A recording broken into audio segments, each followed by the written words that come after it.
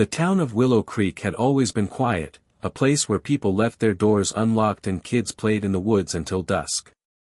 That peace shattered one October night when 17-year-old Emily Carter vanished without a trace. She was last seen walking home from the fall festival, her laughter echoing down the empty road. The next morning, her phone was found in a ditch, still playing her favorite song. For weeks, search teams combed the forest, drained the lake, and plastered her photo across every telephone pole in town. But Emily was gone. 6 months later, they found her body, or what was left of it, buried shallow in the woods. Her skin was pale, her fingernails caked with dirt, as if she'd tried to claw her way out. The coroner said she'd been dead for months. The whole town mourned. Her parents moved away.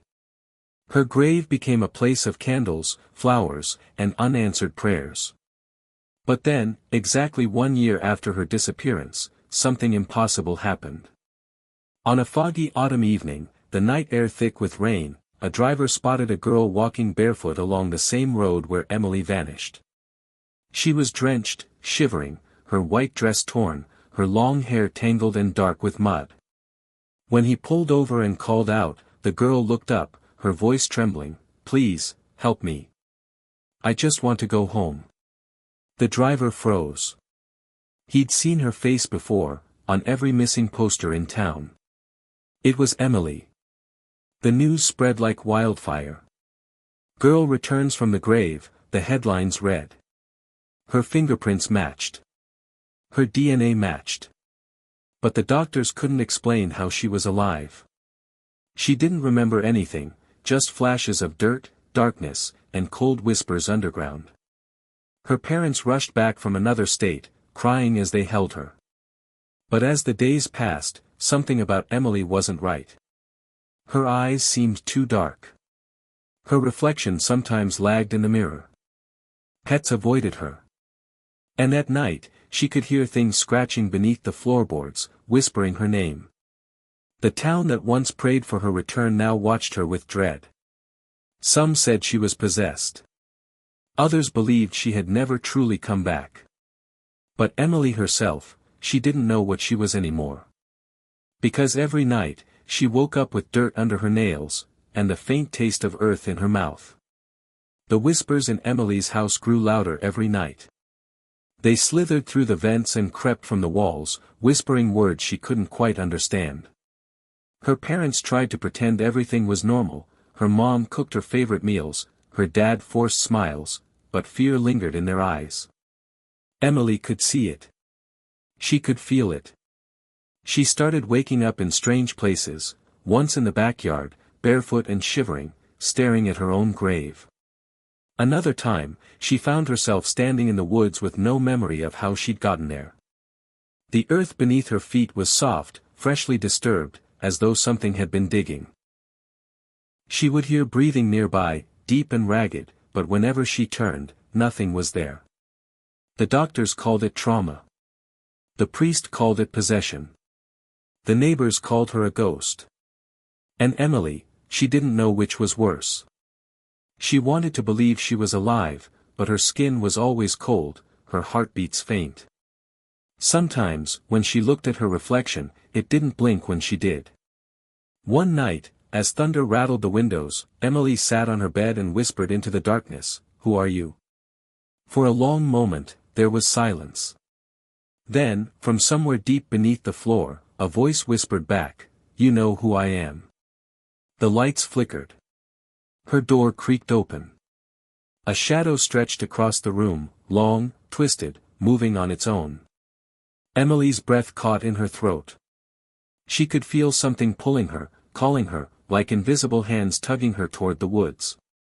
She tried to scream, but her voice cracked into a whisper. The next morning, her parents found muddy footprints leading from her room to the front door. The prints stopped at the edge of the forest. They called the sheriff, the neighbors, anyone who would listen. But when they searched the woods, they didn't find Emily. Instead, they found another grave, freshly dug. And inside, resting peacefully, was a girl who looked just like Emily, only her skin had turned ashen, her lips blue. The coroner swore she'd been dead for days. But that night, in a gas station 2 towns over, the security camera caught something impossible: a girl in a torn white dress walking down the highway, barefoot, her eyes black as coal. 2 days after the second body was found, the town was drowning in rumors. Some said Emily had a twin. Others whispered she was something else entirely, a revenant, a soul that refused to stay buried. Sheriff Daniels, a man who'd seen war and worse, didn't believe in ghosts, until he saw the gas station footage for himself. The way the girl moved, jerky, unnatural, like her bones were remembering how to be human, made his skin crawl. Her eyes glowed faintly even through the grainy night vision. And when the video ended, she looked directly into the camera, and smiled. Meanwhile, miles away, Emily stood outside her old house, watching from the woods. The windows were dark except for her parents' bedroom light. She could see her mother praying, clutching a photo of her. Emily wanted to step inside, to tell them she was okay, but something inside her wouldn't let her. It wasn't fear. It was hunger. Every night, she could feel it growing stronger, the pull of the grave. The earth whispered her name, begging her to come back. The shadows followed her wherever she went.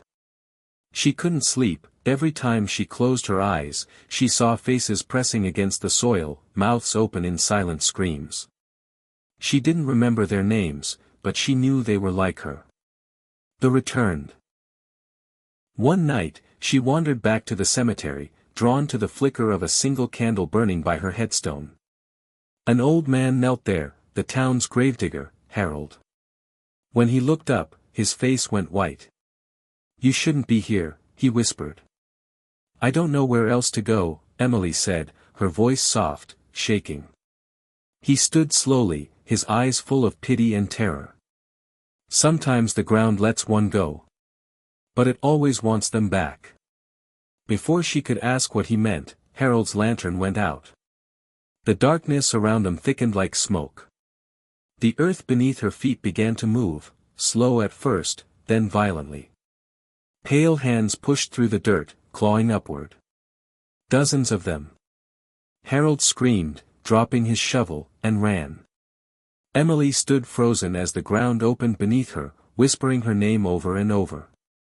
She turned and ran, her bare feet tearing on the stones.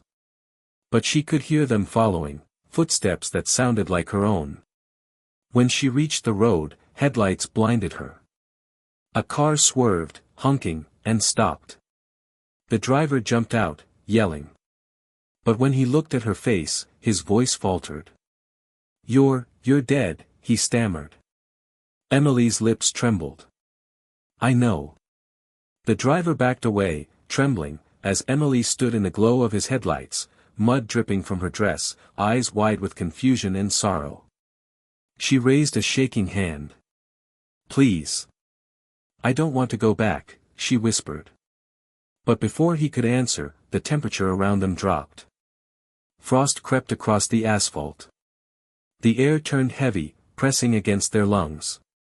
Then came the whispers, thousands of voices echoing from the woods, calling her name in unison. "Emily, come home." She turned toward the trees. The forest was alive, shadows shifting between the branches. Figures began to emerge, half-rotted, dirt-stained, the returned like her. Their eyes glowed faintly in the dark, hollow but pleading. They weren't monsters. They were lost souls, caught between death and something worse. And they wanted her to join them. Emily shook her head. "No," she said softly, tears streaking through the grime on her face. "You can't have me. Not again." The ground trembled. The whispers turned into screams. The driver, panicking, ran back to his car and sped off, tires squealing. Emily fell to her knees as the earth split open beneath her, exposing a black pit that reeked of decay. Cold hands reached out, clawing at her arms, her legs, trying to drag her under. She fought back, screaming, digging her nails into the road. Her body was weak, but something inside her, something human, refused to surrender. Lightning split the sky, and for a second, she saw them clearly, dozens of corpses, faces twisted in agony, reaching for her. One face she recognized, it was her own, lifeless and pale, whispering, "You were never meant to leave." Emily let out a cry that echoed through the valley. "Then take my body, but not my soul." She grabbed the iron cross necklace from around her neck and slammed it into the ground. The moment the metal touched the soil, the wind howled, and a blinding light erupted from beneath her. The hands recoiled, the earth sealed shut, and the voices faded into silence. When dawn broke, the road was empty. No sign of struggle. No Emily. But the next morning, her grave was found open again, this time, completely empty. The headstone had cracked down the middle. Years later, travelers passing through Willow Creek still talk about the girl in the white dress walking barefoot along the highway on foggy nights. Some say she's searching for her parents. Others say she's warning people not to follow the whispers in the woods. But those who've seen her up close swear that when she looks at you, for just a second, it feels like she's deciding whether to stay in this world, or drag you into hers.